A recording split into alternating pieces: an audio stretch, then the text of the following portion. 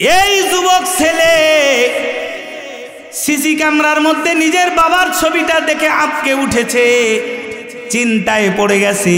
আমি এত বড় একটা অফিসার, আমি ৫-৭ লক্ষ টাকার গাড়ির উপরে চড়ে বেড়াই, আর এই মুহূর্তে ওই গরিব মিসকিন অসহায়ের পোশাক পরে আমার বাবা এসেছে।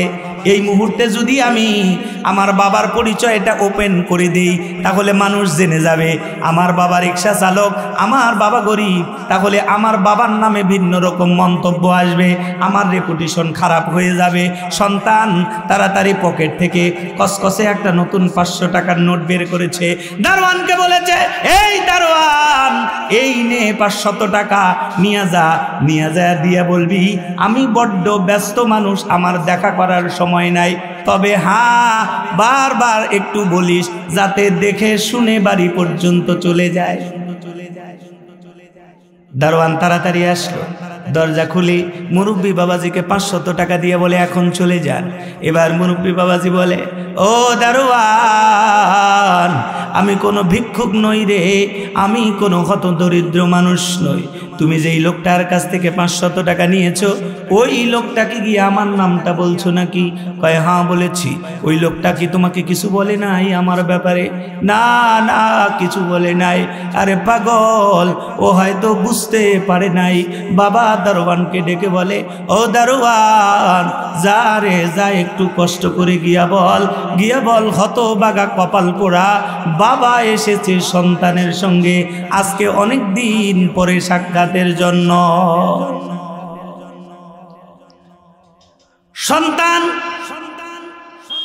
একটা কলিজার টুকরা জিনিস, মোহাব্বতের জিনিস। বাবা 2 চোখের পানি ছেড়ে দিয়ে বারবার ওই দরবানকে আকুতি মিনতি করতেছে, যাও একটা বার আমি চেহারাটা দেখি, আমার ছেলের মুখটা দেখে আমি চলে যাব, কোনো টাকার দরকার নাই, নিব না রে। ওই দারোয়ান এবার বলে, ও বাবাজি, এই কথাটা আপনাকে আর বলতে হবে না, নতুন করে পরিচয় দিতে হবে না। আপনার সন্তান, আমি যখন আপনার সন্তানের কাছে গিয়ে আপনার পরিচয় দিয়েছি, সঙ্গে সঙ্গে ওই যে দেখেন সিসি ক্যামেরাটা দেখা যায়, সিসি ক্যামেরার মাধ্যমে সন্তান আপনার চেহারাটা ভালো করে জুম করে দেখেছে, চিনতে পেরেছে। ওই সন্তান তার নিজের পরিচয়টা আত্মগোপন করে আমাকে বলেছে 500 টাকা দেয়। এই কথা শোনার সঙ্গে সঙ্গে বৃদ্ধ বাবা বসে পড়ে কাঁদতে শুরু করেছে। হায় রে সন্তান, কলিজার টুকরার সন্তান, মায়ার সন্তান, মোহাব্বতের সন্তান, এত কষ্ট করে মানুষ করলাম রে, কিন্তু কলিজার টুকরার সন্তান আমার সঙ্গে দেখা করবে এতেও সে নারাজ, দেখাটা পর্যন্ত করতে চায় না। কি অপরাধ করলাম রে বাবা? তোমার মা ওই পাশে কান্নাকাটি করে পাঠিয়েছে, আমি বাড়িতে গেলে কি উত্তরটা দেব? একটা পর্যায়ে বাবা মুখ ফিরিয়ে ওখান থেকে বিদায় নিয়ে গেল, বাড়ি চলে গেছে। মা ডাক দিয়া বলে, স্বামী গো, কলিজার টুকরার সন্তানের কাছে পাঠাইছিলাম, আমার কলিজার টুকরার সন্তানটা দেখতে কেমন হয়েছে? কতদিন হলো চেহারাটা দেখি না, মোটা সোটা হয়েছে বুঝি, কেমন পোশাক পরে চলাফেরা করে, ঢাকা শহরে কেমন বাড়িতে তাকে কি দেখলা? এবার বাবার জবান বন্ধ হয়ে গেছে। বাবা 2 চোখের পানি ছেড়ে দিয়ে কান্দে আর বলে, তোমার সন্তান বড় অফিসার হয়ে গেছে, আমি কলিজার টুকরার সন্তানকে দেখতে গেছি, দুঃখজনক হলেও সত্য, তোমার সন্তান ভিক্ষুক ভেবে 500 টাকা দিয়ে পাঠায়া দিয়েছে। তোমার সন্তান আমার সঙ্গে দেখা করতেও রাজি হয় না। মা আরো আছে নাকি কথা বলে? ও যুবক, তোমাদের হাতে ধরে পায়ে ধরে বলি রে, যেই মাকে আজকে তুমি অবহেলা করতেছ, এই মা দুনিয়াতে যেদিন তোমাকে আনছে রে, তুমি হয়ে গেছে তোমার মার খাবার বন্ধ হয়ে গেছে, খাইতে পারে না। তোমার মায়ের কাছে একটাবার জিজ্ঞাসা করে দেখো, মা যেই দিন তোমার পেটে আসছি রে মা, ওই দিন তুমি কেমনে ছিলে? মা তোমাকে বলবে, বাবা যেই দিন তুই আমার পেটে আসছিস ওই দিন আমি মা খুশিতে আত্মহারা হলেও আমি কিন্তু খাওয়া দাওয়া আমার বন্ধ হয়েছে। রাতের বেলা ঘুমাতে গেলেও তুমি লাথি মেরেছো, ঘুমাইতে পারি নাই। আমি যখন খাইতে বসেছি পেটের ভিতরে কলিজায় এমন জোরে আঘাত করেছো, আমি আর বসে থাকতে পারি নাই, বমি করেছি। এই কলিজার টুকরা সন্তান রে, যখন দুনিয়াতে আসবি নিজের শরীরে তাজা রক্তে লাল টসটসে রক্ত দিয়া জমিনটাকে লাল করে দিয়েছি রে। দুনিয়াতে আসবি বলে কত কষ্ট দিয়েছিস। শীতের রাতের বেলা সবাই ঘুমায়া গেছে, আমার ডান পাশে শুয়ায়া রাখছি তোরে, পেশাব করে দিয়েছিলি, তোর শরীর ভিজে গেছে যাতে তোমার কষ্ট না হয়, এই জন্য তোমাকে আমি আমার বাম পাশে নিয়েছি, বাম পাশে রাখছি। কিছুক্ষণ পরে শীতের রাত তুমি আবার পেশাব করে দিয়েছো, বাম পাশটা ভিজে গেছে, কাপড় নাই। আমি মা তোমাকে দূরে সরাইয়া দেই নাই, ঘুম হয় নাই, এই জন্য আমি তোমাকে গলা টিপে হত্যা করি নাই রে। আমি আমার বুকে জড়ায়া নিছি, আমি নিজের আঁচলটা দিয়া তোকে পেঁচায়া নিয়েছি। একটা বারের জন্য সবাই তোমার উপরে রাগ করলেও আমি মা একটা বারও তোমার উপরে রাগ করি না। একটা সন্তান আজকে যেই সন্তান জবান দিয়া কথা বলে, এই কথাটা শিখতে গিয়া না জানি কতবার বাবার কাছে জিজ্ঞাসা করেছে, বাবা এটা কি? বাবা কতবার এই সন্তানটাকে শিখায়, বাবা এটার নাম গ্লাস, এটার নাম প্লেট, এটার নাম কাপড়, এটা অমুক, এটা অমুক, এটা এমনি করা লাগে, ওটাও এমনি করা লাগে। তারপর সন্তান তুমি বলা শিখেছো।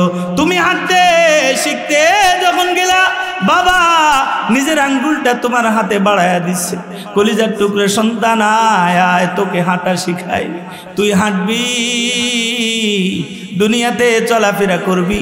আমি বাবার কলিজাটা ঠান্ডা হয়ে যায়। কথা বলেন ঠিক কি ঠিক না?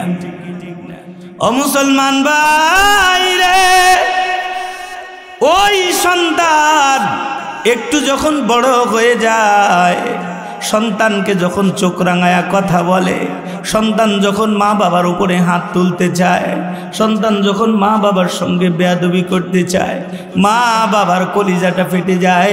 মা বাবা ওই সময়ে চিৎকার করে, দুই চোখের পানি ছেড়ে দিয়ে কান্দে, হায় রে হায়, যে সন্তানের জন্য এত কিছু করলাম, ওই সন্তান বুঝি আজকে আমাকে এই প্রতিদান দিল। কথা বলেন এই যুবক ভাইয়েরা, কথা বলেন ঠিক কি ঠিক না?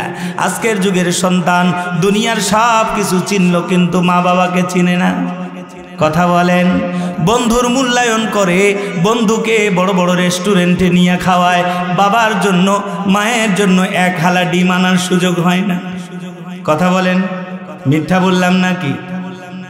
এই যুবক ভাইয়েরা, তোমাদের কাছে বলি, তুমি কতবার কত টাকা পয়সা কত জায়গায় তুমি নষ্ট করলে। তোমার মা তোমার কাছে বেশি কিছু চায় না, একটা বার মায়ের কাছে গিয়া বসো, মায়ের মাথায় একটু তেল দিয়া দাও।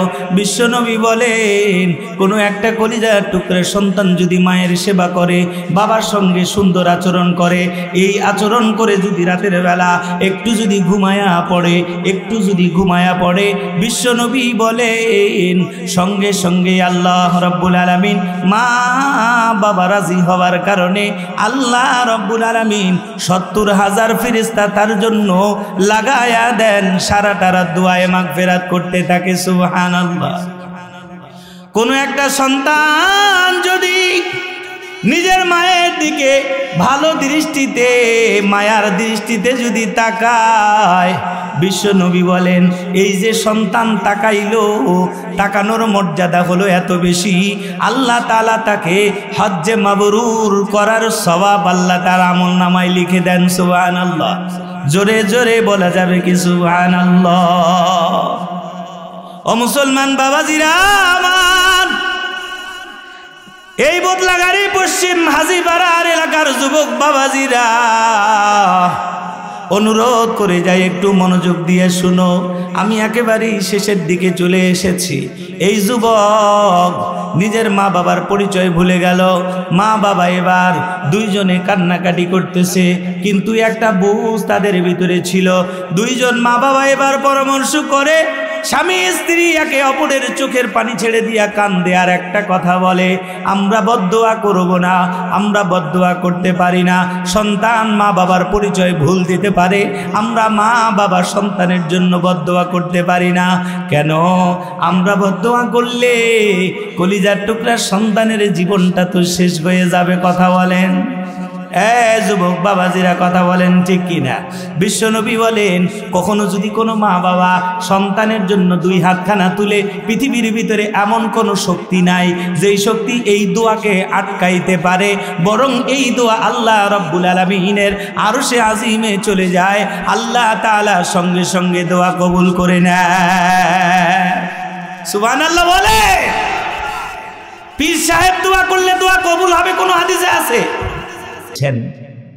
যদি এই জামানার মানুষ এখনো সব ধরনের চিন্তা চেতনার ঊর্ধ্বে এসে, সব ধরনের নীতি আদর্শের ঊর্ধ্বে এসে আজকের এই আমার তেলাওয়াতকৃত আয়াতটি যদি কেউ ভালো করে মনোযোগ দিয়ে যদি বুঝে যেতে পারেন, তো আল্লাহ রব্বুল আলামিন ঘোষণা করেছেন, এখানে যে পথ পাথেয় আল্লাহ তাআলা দিয়েছেন, এর মাধ্যমে একজন মানুষ দুনিয়াতে অবস্থান করে জান্নাতের সুসংবাদ পেতে পারেন, জান্নাতের মালিক হয়ে যেতে পারেন।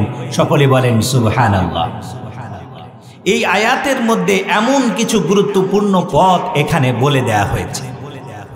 আমি এই জন্য কোনো প্রকার ভূমিকা ছাড়াই, যেহেতু অল্প সময় আলোচনা করব, আমি সরাসরি আয়াত থেকে এই আয়াতের আলোচনাটা আমি 4 ভাগে ভাগ করেছি আপনাদের বুঝের জন্য। 1 নাম্বার হচ্ছে এই আয়াতের বঙ্গানুবাদ, এটার অর্থটা কি।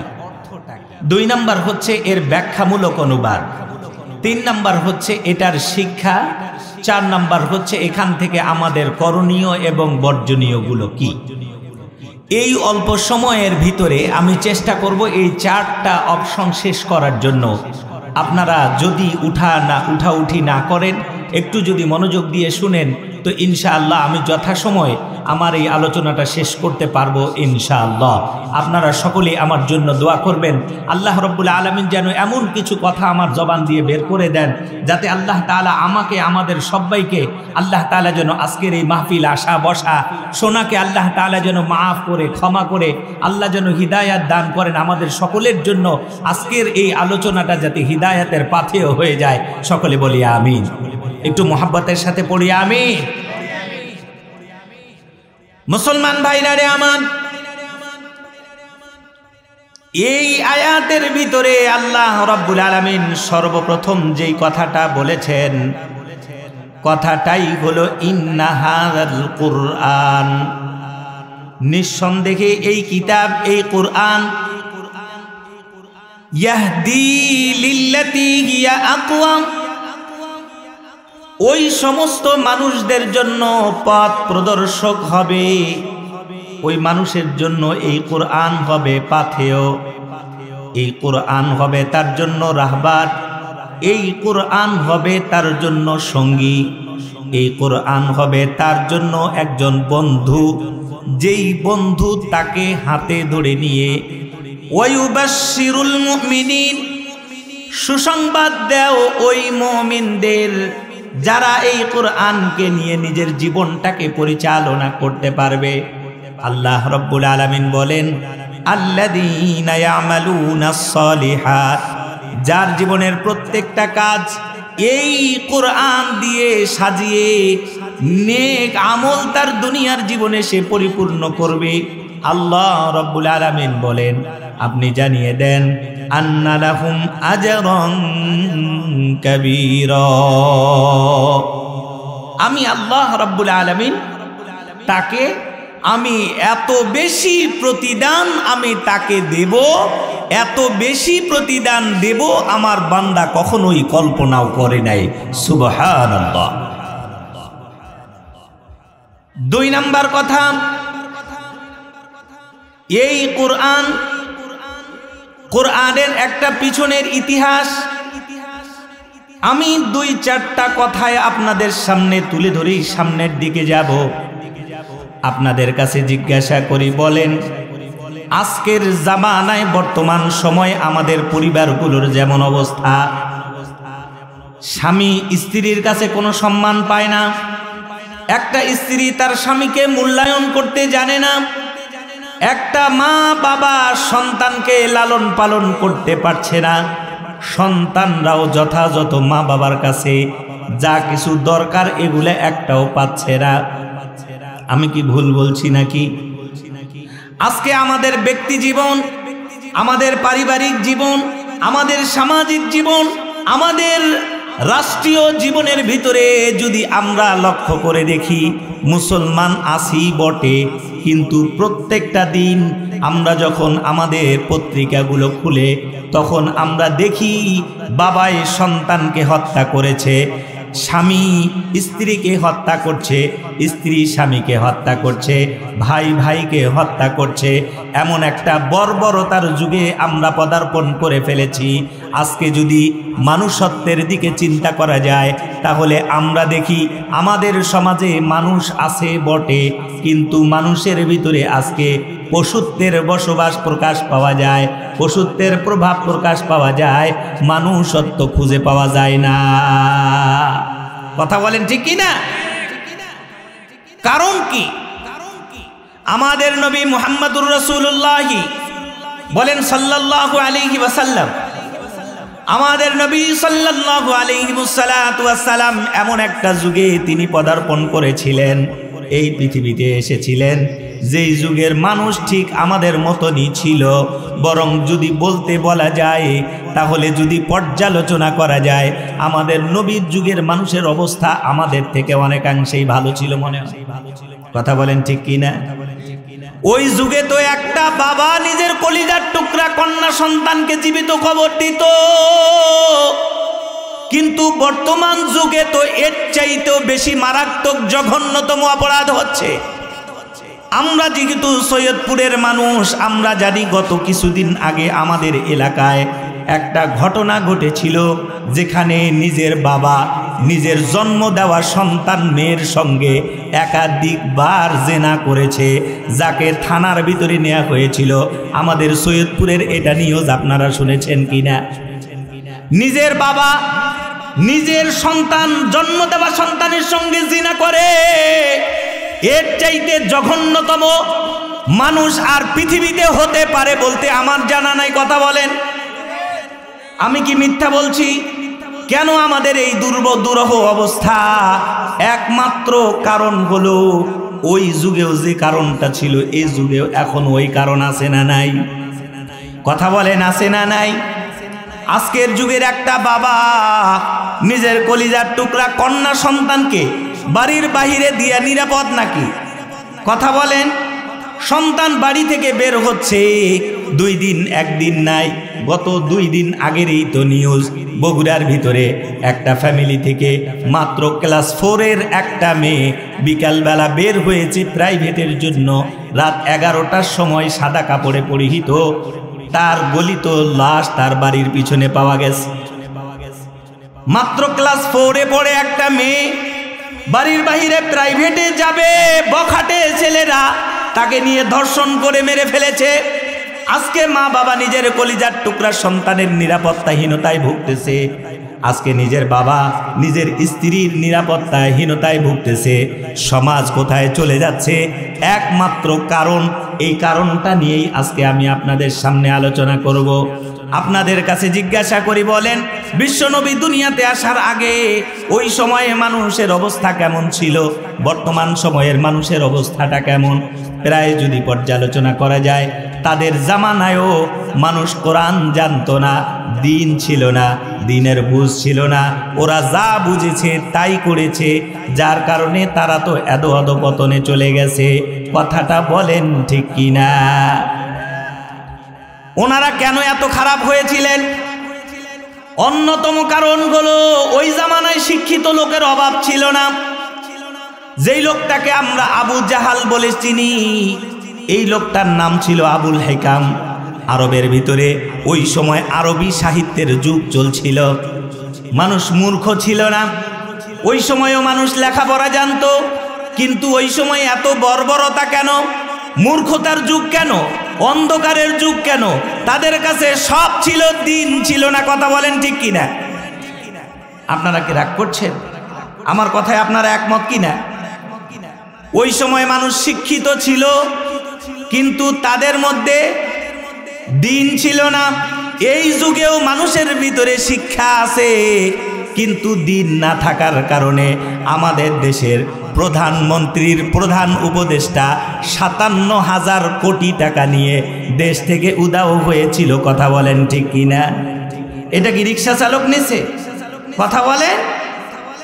প্রধানমন্ত্রীর প্রধান উপদেষ্টা যদি ৫৭,০০০ কোটি টাকা চুরি করে, আত্মসাৎ করে, তাহলে আমাদের দেশের সাধারণ নাগরিকের কি দুর্বিহ অবস্থা, এটা একটু চিন্তা করলেই বোঝা যায়। কথা বলেন ঠিক কিনা?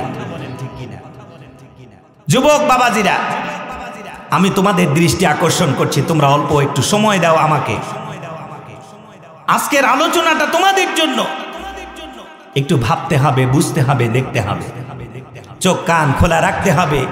সময় এসেছে পরিবর্তনের, সময় এসেছে বোঝার, সময় এসেছে দেশের নেতৃত্ব হাতে নেয়ার। কথা বলেন ঠিক কিনা? মুসলমান ভাইরা রে আমার, বিশ্ব নবী রাহমাতাল লিল আলামিন ওই হেরা পর্বতে আল্লাহ রাব্বুল আলামিন কোরআন নাজিল করলেন। আল্লাহ তাআলা বললেন, আমার হাবিব আপনি এখন দুনিয়াতে যান, সকলের কাছে আপনি এখন এই পাহাড়ে বসে থাকবেন না, সকলের কাছে আপনি কোরআনের দাওয়াত নিয়ে যান, সকলকে আপনি কোরআন তিলাওয়াত করে আপনি শোনান, সকলকেই আপনি তাজকিয়ায়ে নফস করেন, প্রত্যেকেই আত্মশুদ্ধি করেন। আল্লাহর রাসূল হেরা পর্বত থেকে কোরআন নিয়ে আসলেন, মানুষের দ্বারে দ্বারে বারে বারে গিয়া দ্বীনের দাওয়াত দিতে শুরু করলেন। ওই সময় মানুষ যখন দ্বীনকে বুঝতে শুরু করলেন, যদিও তাদের উপরে ওই সময় বড় নির্যাতনের স্টিম রুলার চালানো হয়েছে, যদিও আজকে মুসলমানরা মসজিদে গেলে কেউ পাথর দিয়ে ঢেল মারে না, যদিও আজকে মুসলমান মসজিদে গেলে কেউ মুসলমানদের উপরে চড়াও হয় না, যদিও বর্তমান যুগে মুসলমান আল্লাহ তাআলাকে ডাকলে কেউ বাধা দেয় না, দেয় নাকি? কিন্তু ওই সময় তো একজন মুসলমান কোনোভাবেই যদি কাফের মুশরিকরা জানতে পারত এই লোকটা মুসলমান হয়ে গেছে, তাহলে সমস্ত কাফের মুশরিকরা দল বল নিয়ে ওই মুসলমান ব্যক্তির উপরে তারা নির্যাতন চালাতো। তাদের নির্যাতনের সীমারেখা কোথায় ছিল? আর আজকে আমরা কেমনে এই নিয়ামতকে হারালাম? একটু ছোট্ট কথাই যদি বলি আপনাদের বুঝে আসবে। আপনারা জানেন ইসলামের মধ্যে সর্বপ্রথম একজন মহিলা শহীদ হয়েছিল, তার নামটা কি জানেন? নাম কি? হযরত সুমাইয়া রাদিয়াল্লাহু আনহা। নাম কি বলেন? আমি এমনি বলছি না, আপনাদের মুখস্থ করাচ্ছি। নাম কি বলেন? সবাই বলেন। প্রথম শহীদ যিনি হয়েছিলেন তিনি কে? সুমাইয়া রাদিয়াল্লাহু আনহা একজন নারী। একজন কি? কথা বলেন। একজন নারী। ইনি ওনার সপরিবারে, সন্তানের নাম হচ্ছে আম্মার, ওনার স্বামী ইয়াসির, আর স্ত্রী হলো সুমাইয়া রাদিয়াল্লাহু আনহা। এই ফ্যামিলির তিনজন ওনারা কালিমা পড়ে মুসলমান হয়েছে। এই কথাটা কাফের মুশরিকরা জানতে পেরেছে, সপরিবারে ধরে নিয়ে গেছে। কেন মুসলমান হলো তারা? তিনজন কাকেই ধরে নিয়ে গিয়ে সারা রাত ধরে পিটিয়েছে, সারা রাত পালাক্রমে একজনের পর আরেকজন, আরেকজনের পরে আরেকজন, সারা রাত পেটানোর পরে সকালবেলা আবু জাহাল আসছে, এসে বলতেছে, এই ইয়াসিরের পরিবার, তোমরা কি ইসলাম ধর্ম ছেড়ে দেবে? যদি ছেড়ে দাও তাহলে শুধুমাত্র তোমাদেরকে ছেড়েই দেব না, বরং তোমাদের উত্তম প্রতিদান দেব, তোমরা যা চাইবে বাড়ি গাড়ি টাকা পয়সা সব দেব। তবে হ্যাঁ, যদি আজকে তোমরা ঈমানকে না ছাড়ো, তোমাদের জবান দিয়া তোমরা যদি মুহাম্মদকে গালিগালাজ না করো, আমি কিন্তু তোমাদেরকে ছাড়তেছি না। কি করব? নির্দেশ দেয়া হলো যুবকদের, বলা হলো একে ধরো, এদেরকে নিয়ে যাও। কোথায়? বলল যে এদেরকে ওই মরুভূমির উপরে নিয়ে যাওয়া হোক। হযরতে আম্মার ইবনে ইয়াসির রাদিয়াল্লাহু আনহু এই পরিবারের সদস্যদেরকে নিয়ে যাওয়া হলো ওই মরুর উপরে, মরুভূমির উপরে, উত্তপ্ত বালুর উপরে তাদেরকে নিয়ে যাওয়া হলো। ওইখানে নিয়ে উত্তপ্ত বালুর উপরে তাদেরকে রেখে টেনে টেনে হেঁচড়ায়া নিয়ে যাওয়া হচ্ছিল। একটা পর্যায়ে জিজ্ঞাসা করলো, এখন কি তোমরা এই কষ্টের পরে ঈমানকে ছেড়ে দেবে?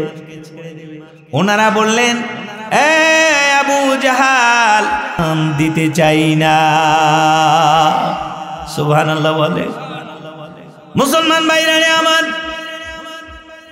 আজকে যদি আমাদেরকে বলা হয়, এই মুসলমান তোমাকে 500 টাকা দিব, আজকে মসজিদ যাওয়ার দরকার নাই, একটা দুইটা নয়, হাজারো হাজার মুসলমান পাওয়া যাবে, আসরের নামাজ পড়তে যাবে না, মাগরিবের নামাজ পড়তে যাবে না, 500 টাকার জন্য নিজের ঈমান আমলকে ছাড়তে রাজি। কথা বলেন ঠিক কি না?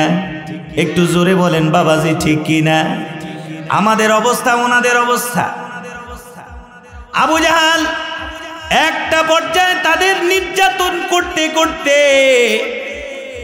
মায়ের সামনে সন্তানকে নির্যাতন চালানো হলো, মায়ের সামনে স্বামীর নির্যাতন চালানো হলো, স্বামী সন্তানের সামনে, স্বামীর সামনে নিজের স্ত্রীর নির্যাতন চালানো হলো। ও মুসলমান, যে ঈমান আর আমল আজকে আমরা পেয়েছি, মাথায় টুপি দেওয়ার সুযোগ পেয়েছি, মসজিদে নিরাপদ যাওয়ার সুযোগ পেয়েছি, মসজিদে গিয়ে কপাল ঠেকানোর জন্য সুযোগ পেয়েছি, কোরআনটুকু হাতে নেওয়ার সুযোগ পেয়েছি, যাদের রক্তের বিনিময়ে পেলাম, আমরা সেই মুসলমানদের ভুলে গিয়েছি। আমরা কার সন্তান? আমরা কার আদর্শের উম্মত? নিজেরাই নিজেদের পরিচয়কে ভুলে গিয়েছি। আজকে যদি যুবক ভাইদের দিকে তাকানো যায়, দেখবেন লক্ষ্য করে শত শত যুবক, শত শত যুবক একটা নাপিতের দোকানে গিয়ে বলে আমার চুলটা কেটে দাও, কিন্তু কোনো একটা যুবক কোনোদিন কোনো ওই নাপিতকে বলে নাই, নাপিত টাকা দিয়া চুল কাটবো, এমন করে চুল কেটে দাও যেমন করে বিশ্বনবী চুল কাটা ছিল। কোনোদিন কোনো যুবক বলে নাকি? কথা বলেন, কথা বলেন। যুবক গিয়া বলে মেসির মতো কাটায় দাও, যুবক গিয়া বলে নেইমারের মতো স্টাইল করায় দাও। কথা বলেন। বলে শাহরুখ খানের মতো করায় দাও। একটা যুবক একটা বারো নাপিতের কাছে গিয়া বলে না, ও নাপিত, আমি বিশ্বনবীর উম্মত, বিশ্বনবী আমার সুপারিশকারী, বিশ্বনবীর মাধ্যমেই তো জান্নাতে যাব, কিয়ামতের ময়দানে বিশ্বনবীর সঙ্গেই তো সাক্ষাৎ হবে, কবরে গেলে এই বিশ্বনবীর ব্যাপারেই তো প্রশ্ন আছে। কথা বলেন, আছে কি না? কথা বলেন। ওখানে কি নেইমারের প্রশ্ন আছে? মেসির প্রশ্ন আছে?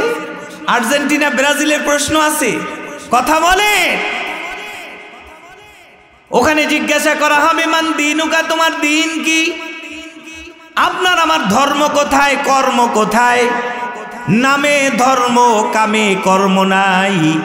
ধর্ম এক জায়গায়, মসজিদে গেলে একটু টুপি পরলেও মসজিদ থেকে বের হতে দেরি, মিথ্যা কথা বলতে দেরি হয় না।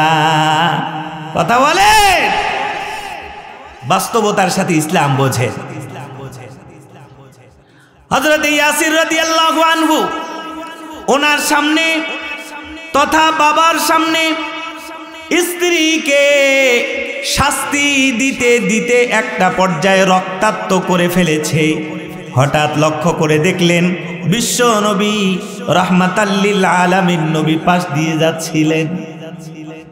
এ যুবক ভাই, একটা বার নিজেকে জিজ্ঞাসা করে দেখো তো, ইসলামের জন্য তোমার কত ফোঁটা রক্ত গিয়েছে? ইসলামের জন্য তুমি কতটুকু কুরবানি করলাম?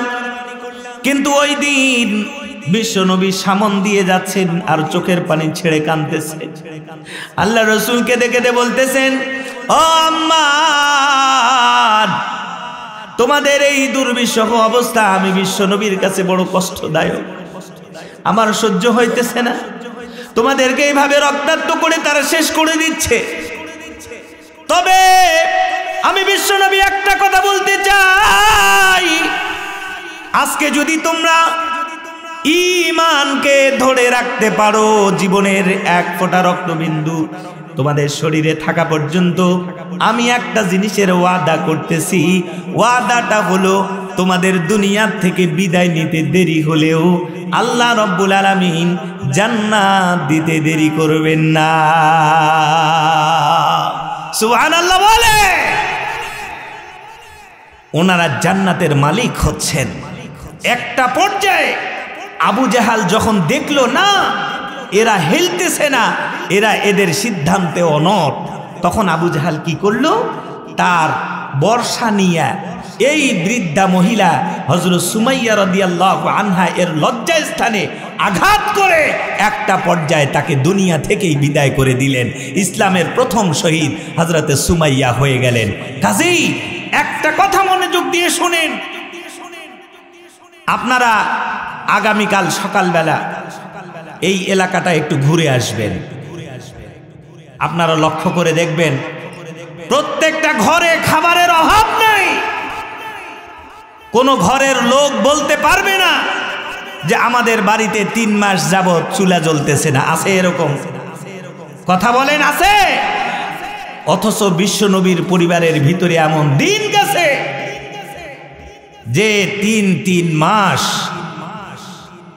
আল্লাহ রসুলের ঘরের ভিতরে রান্না হয় নাই। হযরতে আম্মা জান আয়েশা বলেন, শুধুমাত্র 2টা জিনিস ছাড়া আমাদের খাদ্য 3 মাস এরকম ছিল না।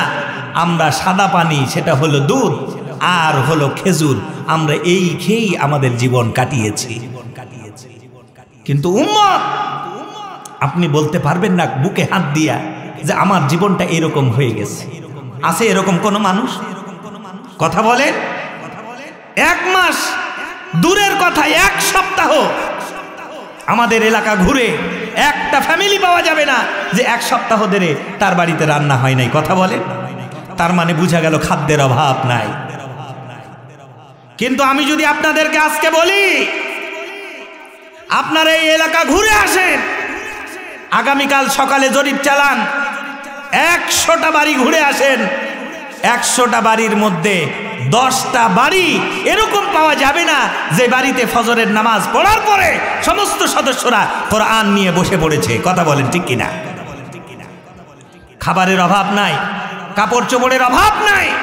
অভাব যদি থাকে কোরআনের অভাব আছে, অভাব যদি থাকে কোরআনী শিক্ষার অভাব আছে, অভাব যদি থাকে দ্বীনের বুঝের অভাব আছে। কথা বলেন ঠিক কিনা? আজকে আপনি শান্তি আর শান্তি তালাশ করছেন।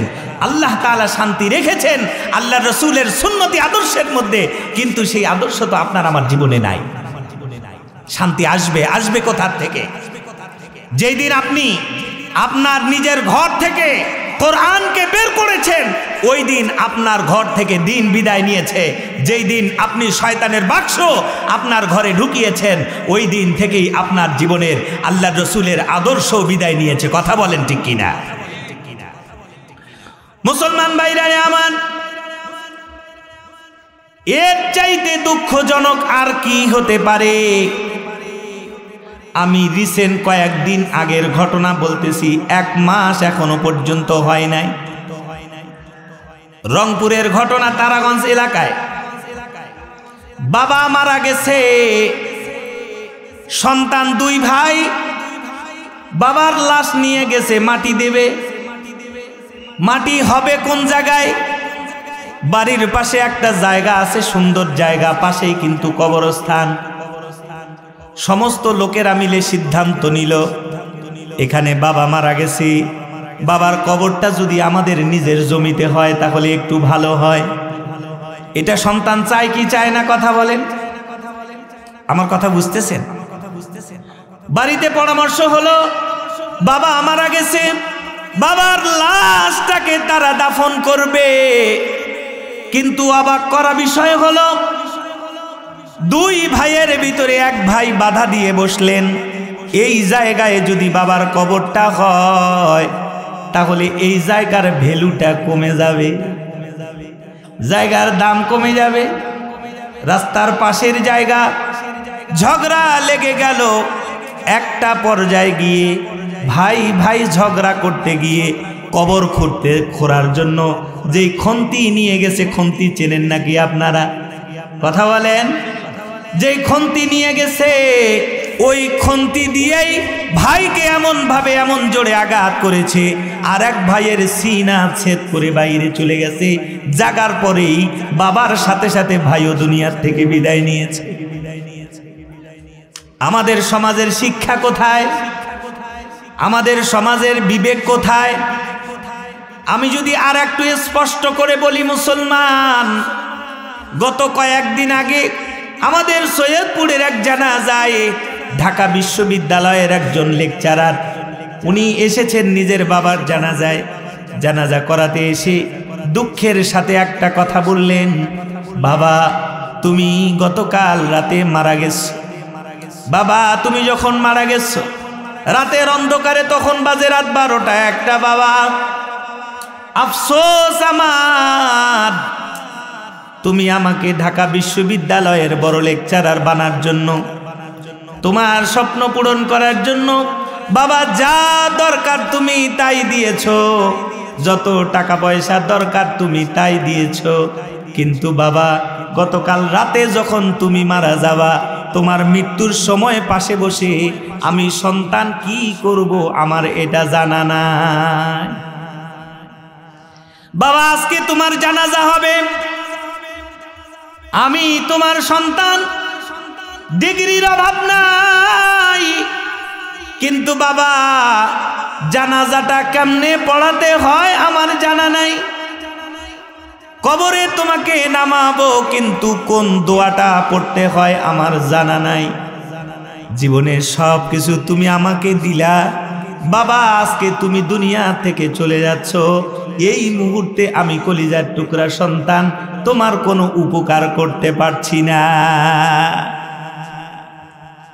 মুসলমান, আর একটু স্পষ্ট করে বলি, বিশ্ব মা দিবসে পেপারে পত্রিকায় ঘটনাটা উল্লেখ করেছেন।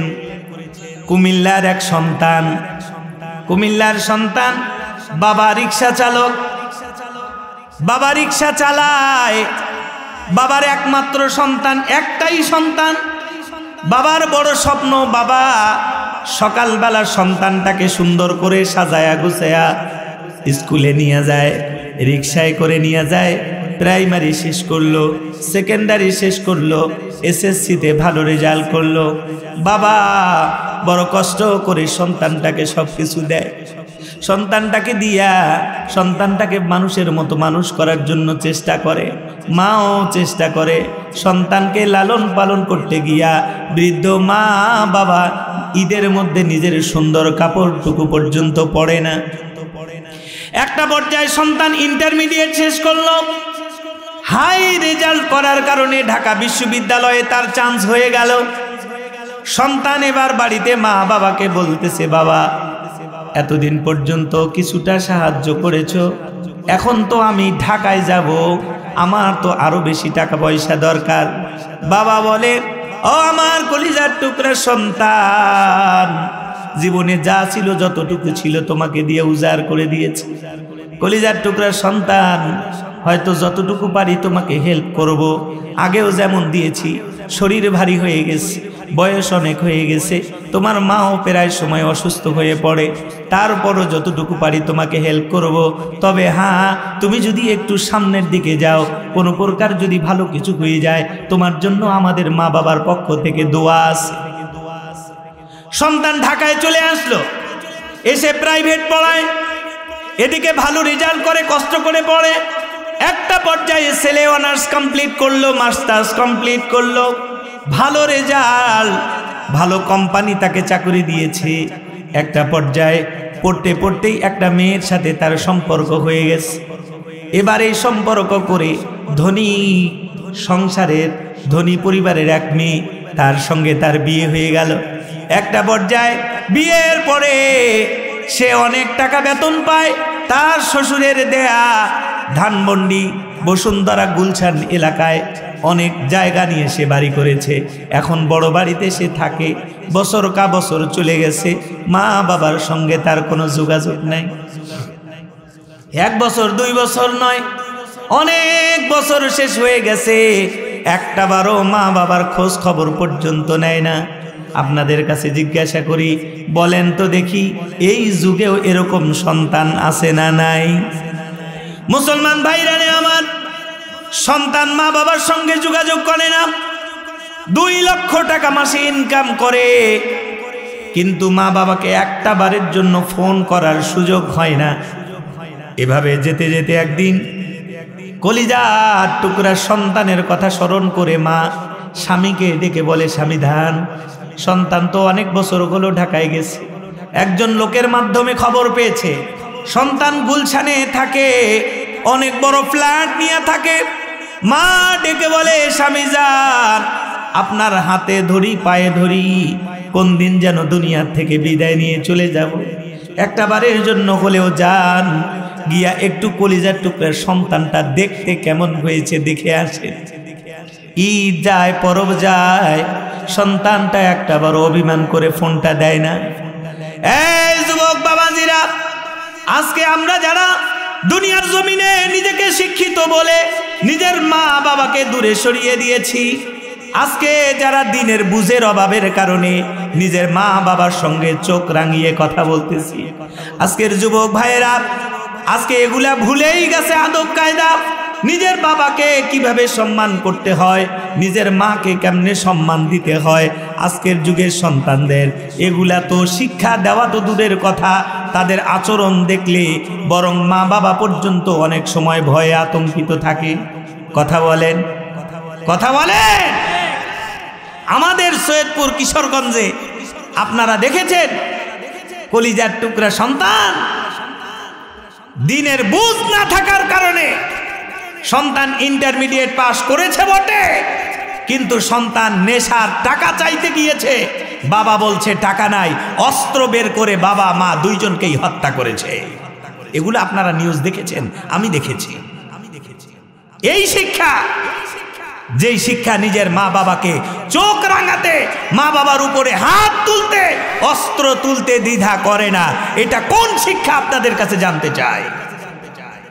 আমরা কোথায় যাচ্ছি মুসলমান ভাইরা রে আমার? ওই ছেলে অনেকদিন যাবৎ মা বাবার সঙ্গে যোগাযোগ না করলেও মা একটা পর্যায়ে বারবার স্বামীর কাছে অনুরোধ করে, যাও একটা বার যাও, গিয়া আমার ছেলেটাকে দেখে আসো, ছেলেটা কেমন আছে, দেখতে কেমন হয়েছে, ছেলেটার স্বাস্থ্য শরীর কেমন হয়েছে। অনেক কষ্ট করে বাবাকে পাঠিয়েছে, বাবাও ঠিকানা নিয়ে গেছে।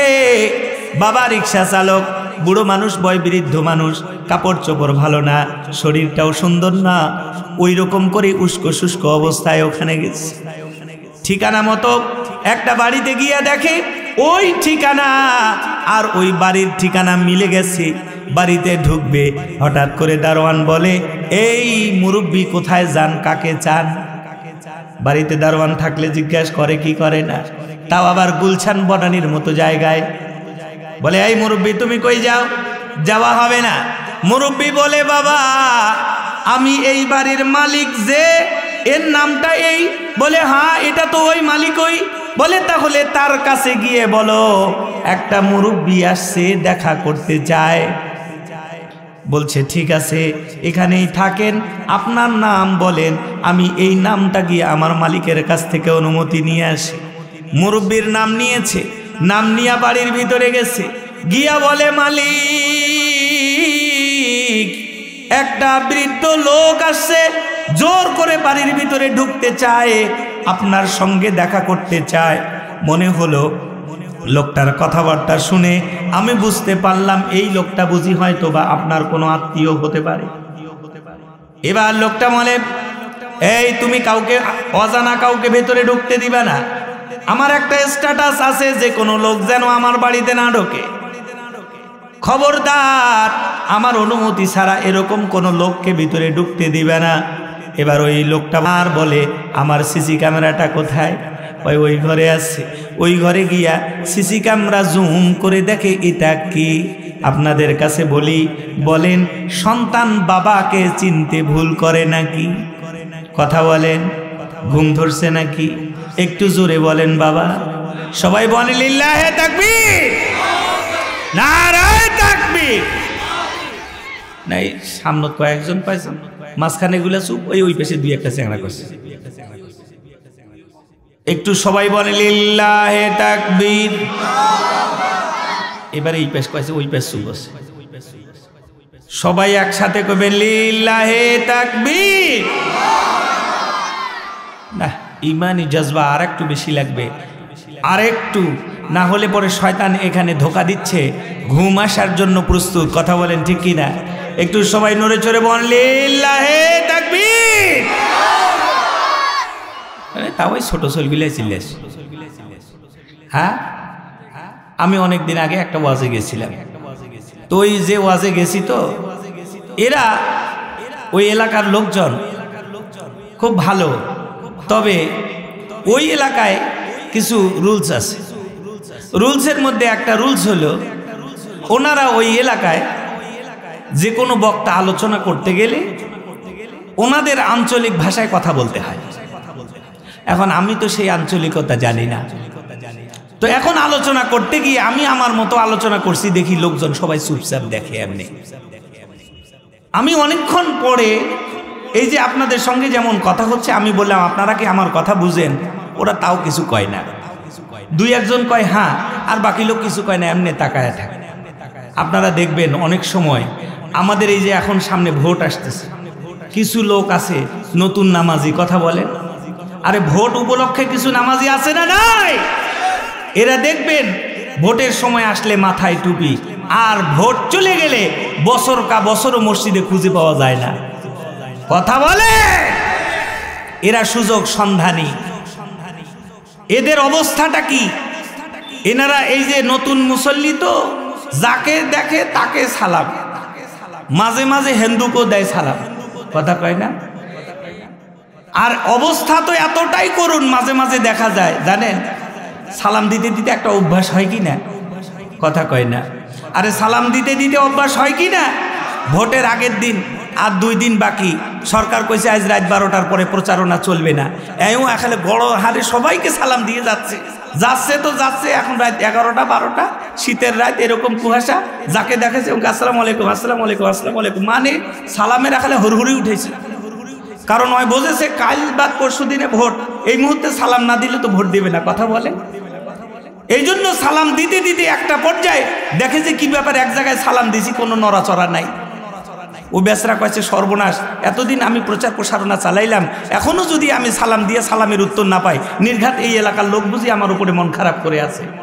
গাড়িওয়ালা কয়, এই গাড়ি থামা, আমি একটু নামে দেখতে চাই কে আমার উপরে মন খারাপ। আমি সালাম দিলাম, এত জোরে সালামের উত্তর পেলাম না, মনটা খারাপ নিয়ে বাড়ি যেতে চাই না, একটু দাঁড়া, আমি আরেকবার জোর করে সালাম দিয়া মুসাফা করে দোয়া নিয়ে আসতে চাই। বলে ঠিক আছে স্যার নামেন।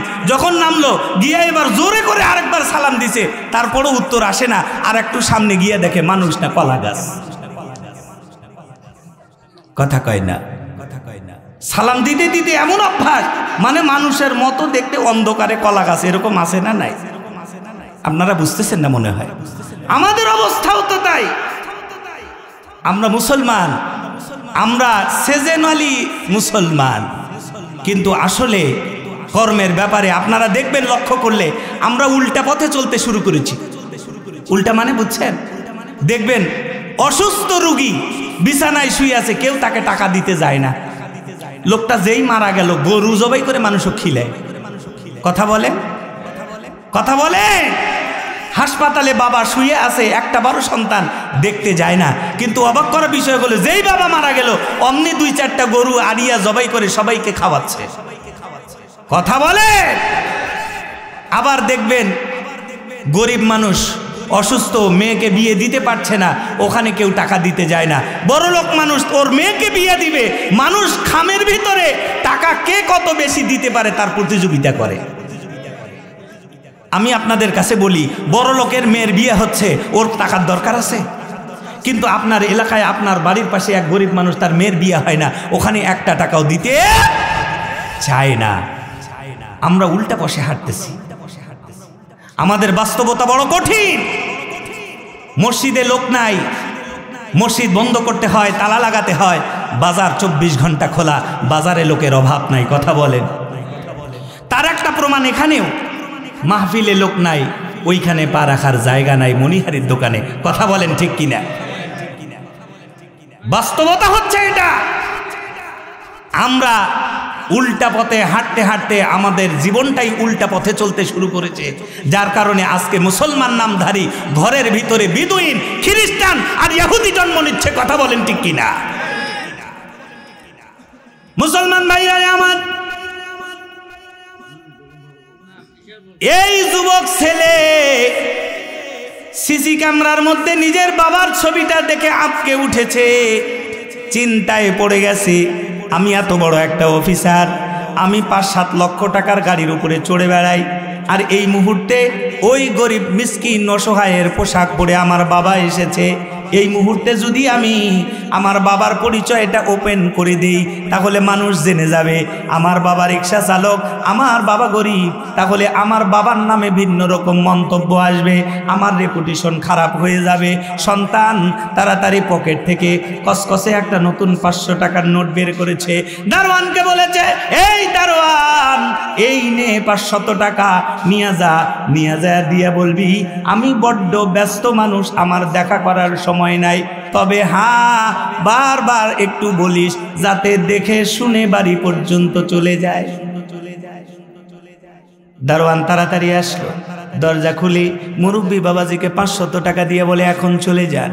এবার মুরব্বী বাবাজি বলে, ও দারোয়ান, আমি কোনো ভিক্ষুক নই রে, আমি কোনো হতদরিদ্র মানুষ নই। তুমি যেই লোকটার কাছ থেকে 500 টাকা নিয়েছো, ওই লোকটাকে গিয়ে আমার নামটা বলছো নাকি? কয় হ্যাঁ বলেছি। ওই লোকটা কি তোমাকে কিছু বলে নাই আমার ব্যাপারে? না না, কিছু বলে নাই। আরে পাগল, ও হয়তো বুঝতে পারে নাই। বাবা দারোয়ানকে ডেকে বলে, ও দারোয়ান, যা রে যা, একটু কষ্ট করে গিয়া বল হতবাগা কপাল পোড়া বাবা এসেছে সন্তানের সঙ্গে আজকে অনেক দিন পরে সাক্ষাতের জন্য। সন্তান একটা কলিজার টুকরা জিনিস, মোহাব্বতের জিনিস।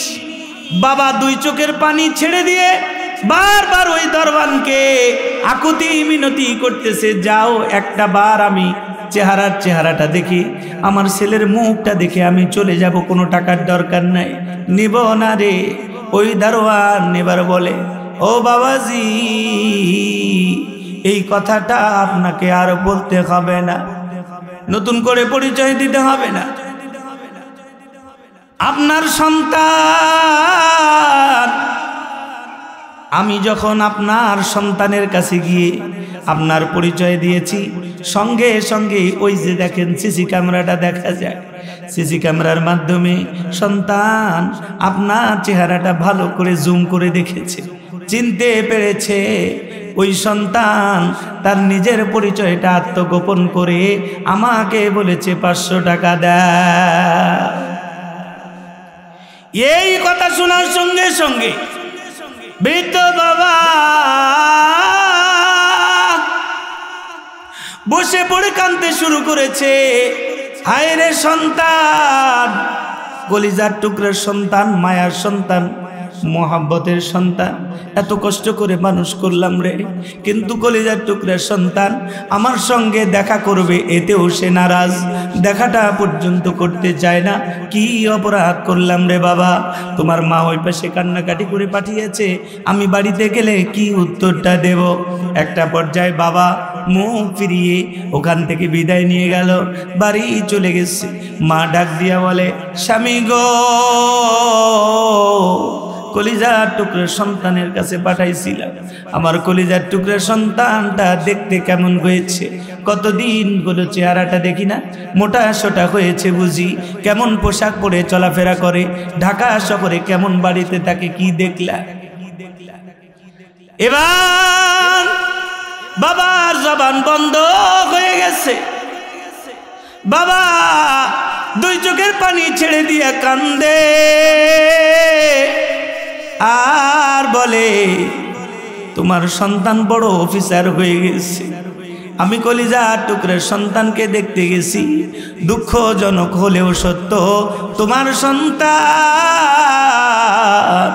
ভিক্ষুক ভেবে 500 টাকা দিয়ে পাঠায়া দিয়েছে। তোমার সন্তান আমার সঙ্গে দেখা করতেও রাজি হয় না। মা আরো আছে নাকি কথা বলে? ও যুবক, তোমাদের হাতে ধরে পায়ে ধরে বলি রে, যেই মাকে আজকে তুমি অবহেলা করতেছ, এই মা দুনিয়াতে যেদিন তোমাকে আনছে রে, তুমি হয়ে গেছে, তোমার মার খাবার বন্ধ হয়ে গেছে, খাইতে পারে না। তোমার মায়ের কাছে একটাবার জিজ্ঞাসা করে দেখো, মা যেই দিন তোমার পেটে আসছি রে মা, ওই দিন তুমি কেমনে ছিলে? মা তোমাকে বলবে, বাবা যেই দিন তুই আমার পেটে আসছিস, ওই দিন আমি মা খুশিতে আত্মহারা হলেও আমি কিন্তু খাওয়া দাওয়া আমার বন্ধ হয়েছে। রাতের বেলা ঘুমাতে গেলেও তুমি লাথি মেরেছো, ঘুমাইতে পারি নাই।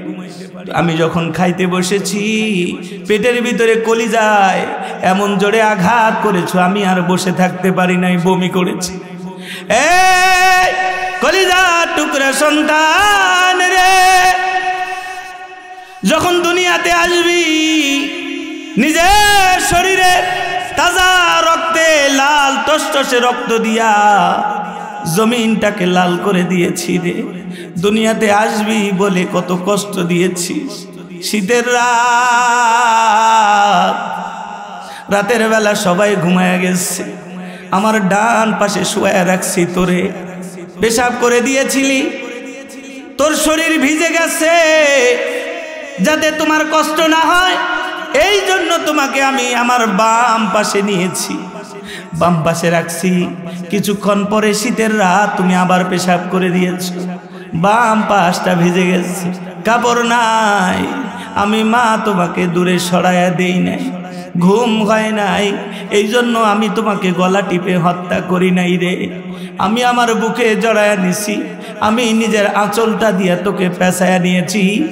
একটা বারের জন্য সবাই তোমার উপরে রাগ করলেও আমি মা একটা বারও তোমার উপরে রাগ করি না।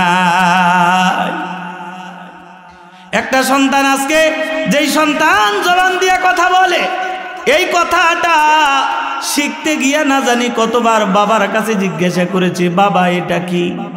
বাবা কতবার এই সন্তানটাকে শিখায়, বাবা এটার নাম গ্লাস, এটার নাম প্লেট, এটার নাম কাপড়, এটা অমুক, এটা অমুক, এটা এমনি করা লাগে, ওটাও এমনি করা লাগে। তারপর সন্তান তুমি বলা শিখেছো। তুমি হাঁটতে শিখতে যখন গেলা, বাবা নিজের আঙ্গুলটা তোমার হাতে বাড়ায়া দিচ্ছে, কলিজার টুকরে সন্তান আয় আয় তোকে হাঁটা শিখাই, তুই হাঁটবি, দুনিয়াতে চলাফেরা করবি। আমি বাবার কলিজাটা ঠান্ডা হয়ে যায়। কথা বলেন ঠিক কি ঠিক না? ও মুসলমান ভাই রে, ওই সন্তান একটু যখন বড় হয়ে যায়, সন্তানকে যখন চোখ রাঙায়া কথা বলে, সন্তান যখন মা বাবার উপরে হাত তুলতে চায়, সন্তান যখন মা বাবার সঙ্গে বেয়াদবি করতে চায়, মা বাবার কলিজাটা ফেটে যায়। মা বাবা ওই সময়ে চিৎকার করে, দুই চোখের পানি ছেড়ে দিয়ে কান্দে, হায় রে হায়, যে সন্তানের জন্য এত কিছু করলাম, ওই সন্তান বুঝি আজকে আমাকে এই প্রতিদান দিল। কথা বলেন এই যুবক ভাইয়েরা, কথা বলেন ঠিক কি ঠিক না? আজকের যুগের সন্তান দুনিয়ার সব কিছু চিনল, কিন্তু মা বাবাকে চিনে না। কথা বলেন, বন্ধুর মূল্যায়ন করে, বন্ধুকে বড় বড় রেস্টুরেন্টে নিয়ে খাওয়ায়, বাবার জন্য মায়ের জন্য এক হালা ডিম আনার সুযোগ হয় না। কথা বলেন, মিথ্যা বললাম নাকি? এই যুবক ভাইয়েরা, তোমাদের কাছে বলি, তুমি কতবার কত টাকা পয়সা কত জায়গায় তুমি নষ্ট করলে। তোমার মা তোমার কাছে বেশি কিছু চায় না, একটা বার মায়ের কাছে গিয়া বসো, মায়ের মাথায় একটু তেল দিয়া দাও। বিশ্বনবী বলেন কোনো একটা কলিজার টুকরা সন্তান যদি মায়ের সেবা করে, বাবার সঙ্গে সুন্দর আচরণ করে, এই আচরণ করে যদি রাতের বেলা একটু যদি ঘুমায়া পড়ে, বিশ্বনবী বলেন সঙ্গে সঙ্গে আল্লাহ রাব্বুল আলামিন মা বাবা রাজি হওয়ার কারণে আল্লাহ রাব্বুল আলামিন ৭০,০০০ ফেরেশতা তার জন্য লাগায়া দেন, সারাটা রাত দুআয়ে মাগফিরাত করতে থাকে। সুবহানাল্লাহ। কোনো একটা সন্তান যদি নিজের মায়ের দিকে ভালো দৃষ্টিতে, মায়ার দৃষ্টিতে যদি তাকায়, বিশ্বনবী বলেন এই যে সন্তান তাকাইলো, তাকানোর মর্যাদা হলো এত বেশি, আল্লাহ তাআলা তাকে হজ্জে মাবরুর করার সওয়াব আল্লাহ তার আমলনামায় লিখে দেন। সুবহানাল্লাহ। জোরে জোরে বলা যাবে কি সুবহানাল্লাহ? ও মুসলমান বাবাজিরা আমার,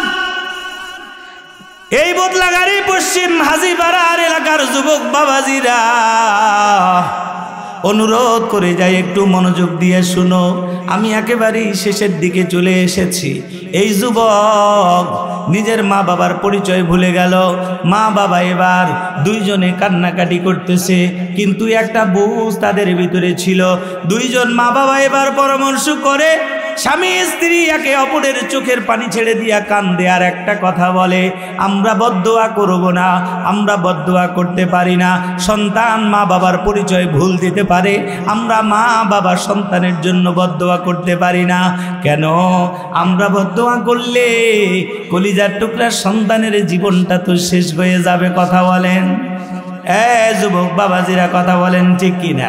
বিশ্বনবী বলেন কখনো যদি কোনো মা বাবা সন্তানের জন্য দুই হাতখানা তুলে, পৃথিবীর ভিতরে এমন কোনো শক্তি নাই যেই শক্তি এই দোয়াকে আটকাইতে পারে, বরং এই দোয়া আল্লাহ রাব্বুল আলামিনের আরশে আজিমে চলে যায়, আল্লাহ তাআলা সঙ্গে সঙ্গে দোয়া কবুল করে নেয়।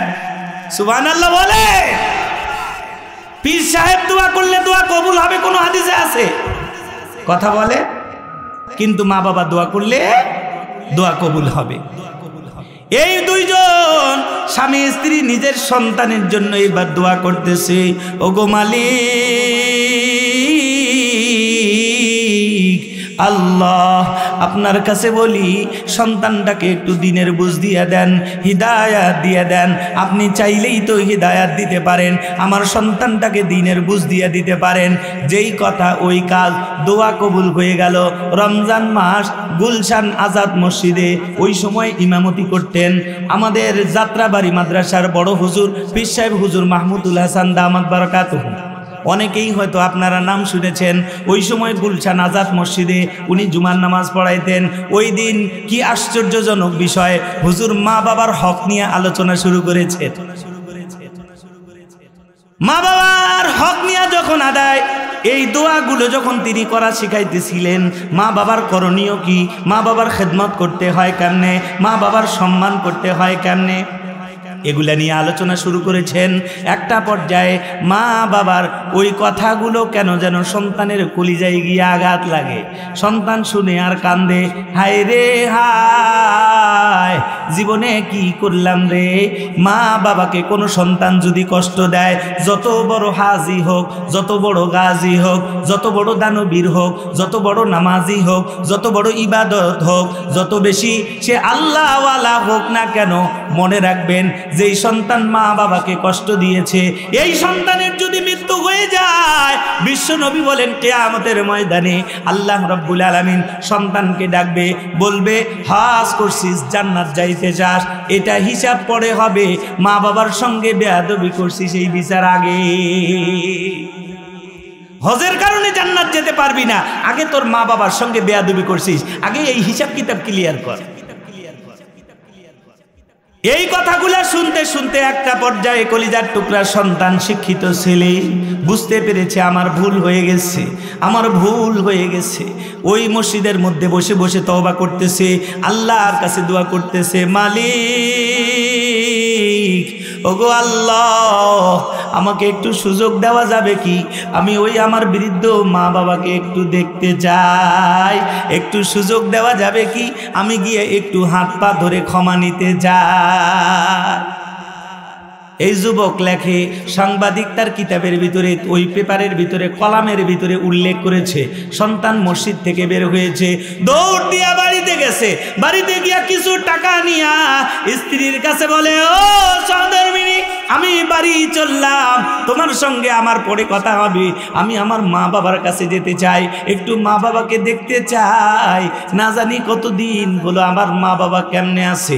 বাজারে গেছে টাকা পয়সা নিয়া, ইফতারি কিনছে, রমজান মাস, কাপড় চোপড় কিনছে মা বাবার জন্য, নিয়া সঙ্গে সঙ্গেই রওনা করেছে। ওই সময় কুমিল্লায় তার বাড়ি যেতে 2টা নদী পার হতে হতো। রাত এশার তারাবির নামাজ শেষ হয়ে গেছে, রাত তখন 11টা-12টা বাজে, বাসে তাকে নামায় দিয়েছে। নামার পরে এলাকার লোকজনকে জিজ্ঞাসা করে, এত গভীর রাত, আমি কি কোথাও রিক্সা পাবো? আমি একটু অমুক গ্রামে যাইতে চাই। সবাই বলে, এত গভীর রাত, একটু পরেই মানুষ সাহারি খাবার জন্য উঠবে, যুবক, এত রাত্রবেলা রিক্সা কোথায় পাবা? তবে হ্যাঁ, মাঝে মাঝে অমুক স্থানে গ্যারেজের কাছে একটা মুরব্বী লোক পাওয়া যায়, এই লোকটাকে মাঝে মাঝে রিক্সা নিয়ে দেখা যায়, হইতে পারে লোকটা বুঝি ওখানে এখনো আছে, যাও যুবক, গিয়া যদি তুমি একটু যোগাযোগ করে নিতে পারো। ওই যুবক বলে, সঙ্গে সঙ্গে ওই ইফতারি আর কাপড় চোপড় নিয়ে হাঁটা রওনা করলাম। কিছু দূর গেলাম, গিয়ে দেখি রাস্তার পারে এক মুরব্বী চাদর দিয়া মুখটা ঢেকে ওখানে বসে আছে। জিজ্ঞাসা করলাম, এই মুরব্বী, আপনি যাবেন নাকি অমুক গ্রাম? কথা বলেন। বলে, আমি অমুক গ্রামে যাব। মুরব্বী একটু মুখটা ঢেকে চোখটা তুলে তাকাইলেন, তাকানোর সঙ্গে সঙ্গেই যেন মুরব্বী আরো বোবা হয়ে গেলেন। এবার এই যুবক বলে, এই মুরব্বী, আমি অমুক গ্রামে যাব, যাবে নাকি? বলে, হ্যাঁ, উঠে বসেন, আমি নিয়ে যাব। এবার বলে, কত টাকা নেবেন? এবার ওই মুরব্বী বলে, টাকা পয়সা লাগবে না, আপনি চড়েন, আপনাকে আমি নিয়ে যাব। এই যুবক বলে, না, আমি অনেক দূর থেকে এসেছি, ভালো কাজ করার নিয়ত করে এসেছি, আমি তোমার সঙ্গে ভাড়া ঠিক না করে যাব না। বলো কত টাকা নেবে? মুরব্বী বলে, না, তোমার কাছে আমার টাকার দাম দর করার নাই। এবার মুরব্বীর কাছে এই যুবক বলে, মুরব্বী, যতক্ষণ তুমি টাকার কথা বলবে না, তুমি যদি চাও 500, আমি 1000 দেব, তুমি নিয়ে চলো। মুরব্বী এবার 2 চোখের পানি ছেড়ে দিয়া কান্দে। বলেন তো দেখি, যেই বাবা গোটা জীবন সন্তানকে রিক্সায় চলায়া স্কুল নিয়ে গেছে, কোনোদিন সন্তানের কাছে ভাড়া নিছে নাকি? কথা বলেন। ওই সন্তান তো আজকে নিজের বাবার গাড়িতে চড়ছে, সন্তান চেনে নাই এটা আমার বাবা, সন্তান বুঝতে পারে নাই। এই জন্য যুবক ডেকে বলে, মুরব্বী, আগে টাকার কথা বলেন। মুরব্বী বলে, বাবা, তুমি রিক্সায় চড়ো, তোমার কাছে আমি টাকার কথা বলবো না, তুমি যা দিবা দিবা, তুমি আগে চড়ো, নিয়ে যাই। বাবা সন্তানকে চিনতে ভুল করছে নাকি? কথা বলেন। এই যুবক চিনতে ভুল করছে নাকি? ভুল করে নাই। এমন সময় ওই মুরব্বী সন্তানকে পিছনে রিক্সায় চড়ায়া রিক্সা চালায়, আর গুনগুন করে একটু ফুপে ফুপে কান্নার আওয়াজ আসে, ফুপে ফুপে একটু কান্নার আওয়াজ আসে। যুবক পিছন থেকে বলে, ও মুরব্বী, গভীর রাত, আপনি কান্দেন কেন? আপনি এত রাত্রবেলা রিক্সা কেন চালান? মুরব্বী সামন থেকে নিচু আওয়াজে বলে, বাবা, আমার বাড়িতে একটা খুব অসুস্থ মহিলা আছে, আমার নিজের স্ত্রী, তার চিকিৎসার জন্য রাতের বেলা একটু ভাড়া মারতে হয়। এই যুবক বলে, এটা কেমন সন্তান, যেই সন্তানের বাবা মা এরকম কষ্ট করে, সন্তান খোঁজ খবর নেয় না? কাকে বলতেছে বলেন? কথা কয় না। আরে নিজের বাবাকে বলতেছি। এই বাবার কেমন সন্তান, নিজের বাবা মার খোঁজ খবর নেয় না। সন্তানের কথা শুনে বাবার কলিজায় আরো বেশি আঘাত লেগেছে, বাবা আরো জোরে জোরে কাঁদতে শুরু করেছে। রিক্সা চালায় আর বাবা আর ছেলের মধ্যে কথোপকথন চলে। শুনবেন? বলবো? মুসলমান ভাইরা আমার, একটা পর্যায়ে এই ছেলে বাবাকে ডেকে বলে, এখনো তো সে জানে না এটা আমার বাবা। বলতেছে, মুরব্বি আপনার পরিচয়টা একটু দিবেন নাকি? আমিও তো ওই গ্রামে যাব, আপনার বাড়ি কোথায়? মুরব্বি বলে, বাবা আমার পরিচয় জানার দরকার নাই, যেইখানে যাবা আমিও ওইখানেই যাব। যেখানে যাবা আমিও ওইখানে যাব। যুবক বলে, কি ব্যাপার, ঘটনাটা কি? একই গ্রামের হলে তো চেনার কথা। এবার পিছন থেকে চাদর টেনে ধরছে, এই মুরব্বি ভালো করে একটু পরিচয়টা দাও, তোমার নাম কি, পরিচয় কি, গ্রাম কি? আমার গ্রামের ওখানে যদি বাড়ি হয় আমি তো তোমাকে চিনব। তোমার এই দুর্বিষহ অবস্থা, আমি এমনি মনের ভিতরে যন্ত্রণা আর যাতনা নিয়ে আসছি। বাবা এবার সামন থেকে বলে, বাবা তোমার আবার কিসের যন্ত্রণা, তোমার আবার কিসের যাতনা, তোমার আবার মনের ভিতরে কিসের কষ্ট? আমি তো দেখতেছি সুন্দর জামা পরে তুমি এসেছো, বড় শিক্ষিত মনে হয়, তোমার মনের ভিতরে আবার কি জ্বালা? এবার যুবক দুই চোখের পানি ছেড়ে দিয়া কাঁদতেছে আর বলতেছে, মুরব্বি আপনার কাছে বলি গো, আমার একটা বৃদ্ধ বাবা আছে। এই বৃদ্ধ বাবা কিছুদিন আগে আমার এলাকায় গেছিল, আমি তাকে তাড়াইয়া দিছি, সাক্ষাৎ পর্যন্ত করি নাই। আজকে আমি তওবা করেছি, আমি আবার বাবার পা ধরে একটু মাফ নেওয়ার জন্য যাইতে চাই। এবার বাবা আরো জোরে কাঁদে। সন্তান ভালো হয়ে গেছে, সন্তানের কাছে বাবা কিছু চায় না। সন্তান যদি ভালো হয়, সন্তান যদি ভালোভাবে চলে, তাহলেই তো বাবা মা খুশি। কথা বলেন, কথা বলেন ঠিক কি না? বাবা মা কখনো কি সন্তানের কাছে টাকা পয়সা চায়? না না, মা বাবা চায় সন্তানটা ভালো হয়ে যাক, সন্তানটা ভালো থাক। একটা পর্যায়ে যুবক বাবার কাছে এই কথা বলতেছে, বাবা আরো জোরে জোরে কান্না শুরু করেছে। একটা পর্যায়ে ওই বাবা আর নিজেকে সামলাইতে পারে নাই, একটা পর্যায়ে রিক্সা দাঁড় করায়া দিয়া দাঁড়ায় গেছে আর বলে, বাবা তুমি আমার পরিচয় জানতে চাচ্ছিলে, এই দেখো আমি তোমার অধম বাবা। ছেলে লাফ দিয়ে পড়ছে, ও বাবা ভুল করে ফেলেছি। দুই চোখের পানি ছেড়ে দিয়া কান্দে আর বলে, বাবা পা ধরে ক্ষমা চাইতেছি, বাবা আমি বড্ড ভুল করেছি, মাফ করে দাও, ক্ষমা করে দাও। বাবা তাড়াতাড়ি করে বুকে টেনে নিয়েছে আর বলেছে, বাবা আয় আমার কলিজায় আয়, তোর জায়গা পায়ের কাছে নয় রে। আমরা কোনোদিন তোর জন্য বদদোয়া করি নাই, তুই আমাদের ভুলে যাইতে পারিস, আমরা কোনোদিন তোকে ভুলে যাই নাই। ও মুসলমান ভাইরা রে আমার, আজকে আমি একটা কথা বলে যাই, বিশ্ব নবী বলেছেন, এই মা বাবা শুধু দুনিয়াতে বেঁচে থাকাকালীন অবস্থায় নয়, মা বাবা যখন মারা যায়, কবরে যখন সমস্ত মানুষ রেখে চলে আসে, ওই কবরের মধ্যে শুইয়া বিশ্ব নবী বলেন, সর্বপ্রথম মা বাবা নিজের কলিজার সন্তানের খবর নেয়।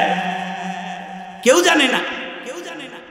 একটি হাদিসের মধ্যে আসছে, বিশ্ব নবী বলেন, কবরের ভিতরে যখন শাস্তি হয়, ওই মা বাবা আল্লাহর কাছে দোয়া করে, মালিক জীবনের যত ইনকাম করেছি সন্তানকে দিয়ে আসছি, জীবনে যা ছিল সব তো সন্তানকে দিলাম, নিজের জীবন যৌবনটাও তো সন্তানকে দিলাম, নিজের জীবনের রিটায়ার্ডের টাকাগুলাও তো সন্তানকে দিলাম, যা ইনকাম করছি সব দিছি, খালি হাতে আসলাম। ওগো মালিক জানি না আমার সন্তানটা একটা বারও আমার জন্য দোয়া করে কি না। আর রূহ নামক কিতাবের ভিতরে আসছে, আর রূহ নামক কিতাবের ভিতরে আসছে, আল্লামা হাসানে বসরি রহমাতুল্লাহি আলাইহি লিখেছেন, উনি একদিন একটা কবরস্থানের পাশ দিয়ে যাচ্ছিলেন, হঠাৎ দেখেন একটা কবরের ভিতরে একটা লোক, হালকা তার কবরের ভিতরে কেমন যেন অন্ধকার, লোকটার কবরে শাস্তি হইতেছে না, কিন্তু কেমন যেন লোকটা একটু মন খারাপ করে বসে আছেন। আল্লাহর ওলি ডেকে বলেন, এই ভাই আমি জানি আপনি দুনিয়াতে বড় নামাজি ছিলেন, আপনি বড় ইবাদত গুজার ছিলেন, মন খারাপ কেন, কবরের এই দুরবস্থা কেন? লোকটা ডেকে বলে, আল্লাহর ওলি আপনার কাছে অনুরোধ করি, আমার একটা ছেলেকে আমি রেখে আসছি, আমার জীবনের সব কিছু তাকে দিয়ে আসছি, আমি যতটুকু ইবাদত করছি অতটুকুই নিয়ে তো এখানে আসছি। সন্তান রেখে আসলাম, সন্তান একটা বারো আমার জন্য দোয়া করে না, সন্তান নামাজ পড়ে না, সন্তান কোনো দান সদকা করে না। যা করেছি এখানে আসছি, আমার মনটা খারাপ। এর কারণ হলো আমার পাশেই একটা কবর শুয়ে আছে। এই লোকটাও দুনিয়ার জমিনে ছিল, লোকটা নামাজি ছিল না, লোকটা রোজাদার ছিল না, লোকটা বড় দানবীর ছিল না। কিন্তু অবাক করা বিষয় হলো এই লোকটা যখন মারা যাবে সন্তানকে মাদ্রাসায় দিয়ে আসছে, সন্তানকে কোরআনের হাফেজ বানাবার কথা বলে আসছে, বাড়িতে একটা মসজিদ বানায়া দিছে, বাড়িতে তার টাকা দিয়ে একটা মাদ্রাসা বানানো হয়েছে।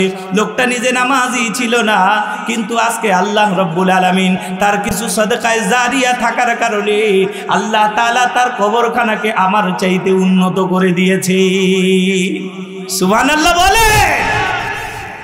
আমরা অনেকেই মনে করি মাদ্রাসা মসজিদ এগুলা বুঝি আমাদের এলাকায় একটা ঝামেলা, কথা বলে বর্তমান সময়ের মানুষ এগুলা মনে করে কি না?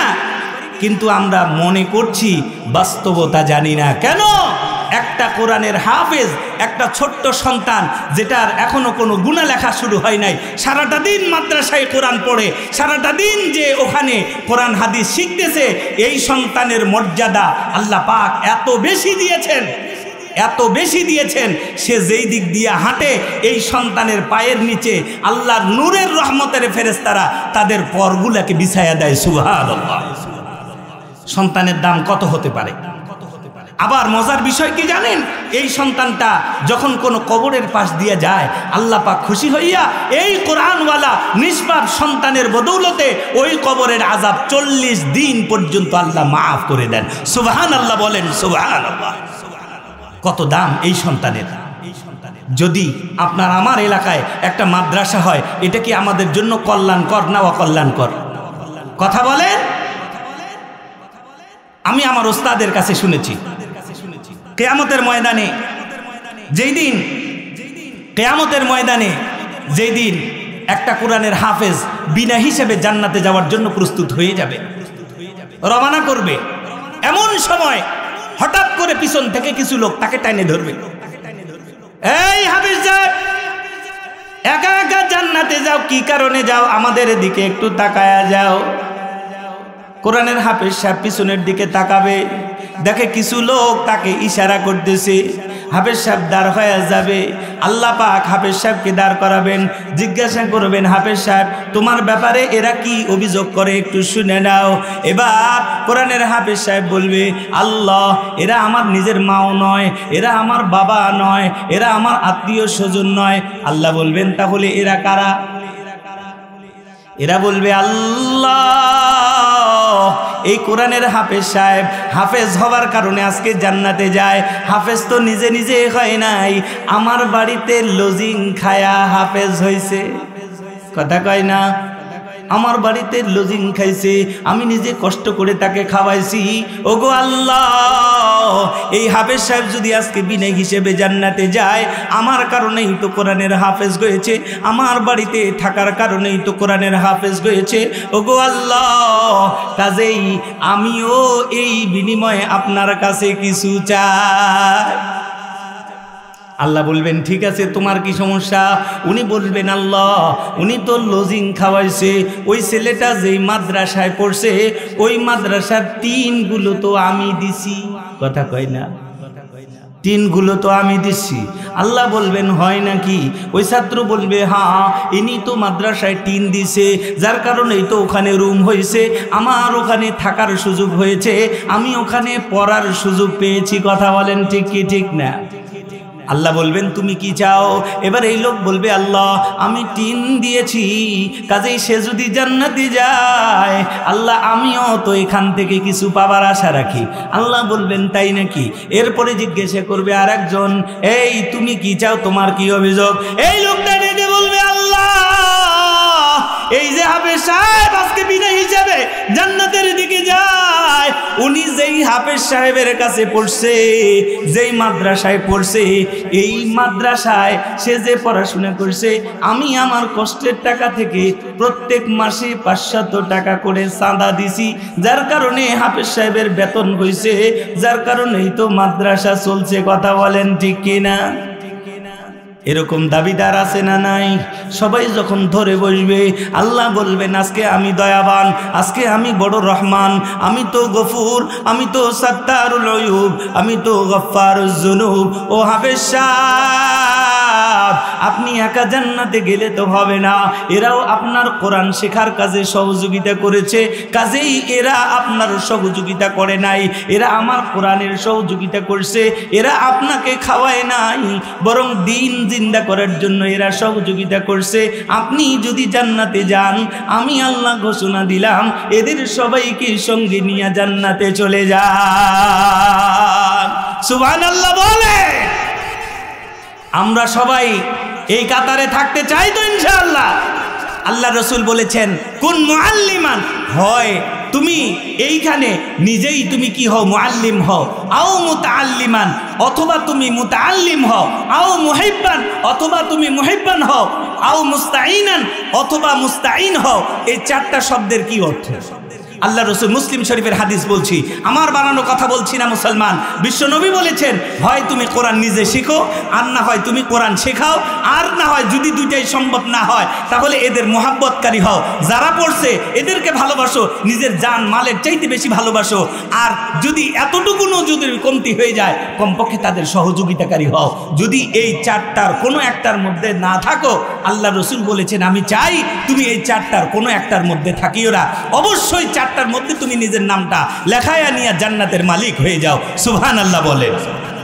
সম্মানিত হাজিরিন, আমি একেবারেই আলোচনার শেষ পর্যায়ে এসেছি। আমি ওই যে যুবকের কথাটা শেষ করে দিয়ে শেষ করব, তবে এর আগে এই যে জায়গাটাতে আমরা বসে আছি, এই জায়গাতে আগামী জানুয়ারি থেকে